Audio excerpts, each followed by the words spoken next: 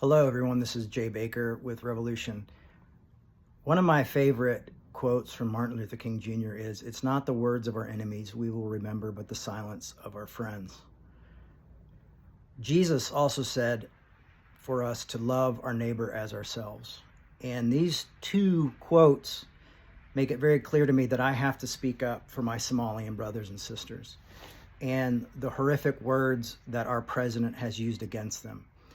This is completely unacceptable. This isn't about scapegoating. This isn't about right or left or in the middle. This is about speaking truth to power, and a power that is showing disrespect to human life, that is showing racism, that's showing some sort of nativism. And I think that makes our country worse. It makes us worse. It gives a license to people who are misinformed to be even more misinformed and to be more hateful. And we are called to love. So I am asking all of you to speak up against our president's words, against our Somalian brothers and sisters, and to speak truth to power and to show love. And if you are a Republican, are you someone who have supported this man in the past, please speak truth to this person. This is unacceptable. We are called to love everyone. We are called to love the least of them. How we treat the least of these is how we treat Christ. And this is an example that we should be setting for people in this world and for our children. So I just want to say that I can't be silent, because these are literally my neighbors. When I lived in Minnesota, my neighbors were Somalians. My community was 90% Somalian. And I won't be silent on this. And if you think this bothers you or upsets you, well, hopefully one day I won't have to be standing here defending you and your family.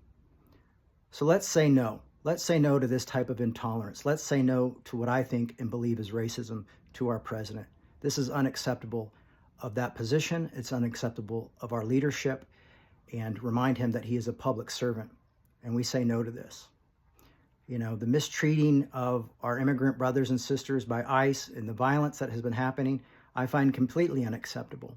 And I will continue to speak up, because that's my conviction, and that's what I believe I'm called to do, not just as a human being, but also as someone who follows the messages of Christ and is completely feels convicted by those of the words of Martin Luther King, of John Hume, of Gandhi, of so many wonderful peace leaders.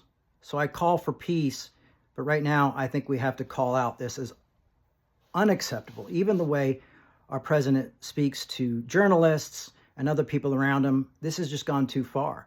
You know, it's just speaking truth to something that's unacceptable. This has nothing to do with your politics. This has nothing to do with being right or left, but it has to do with the truth and loving others. I hope you'll join me in standing up and not allowing your silence for your friends to remember, not allowing that to happen, but to speak up on behalf of those you love and care about. Because remember, it's not the words of our enemies we'll remember, but the silence of our friends, to quote Martin Luther King. Thank you.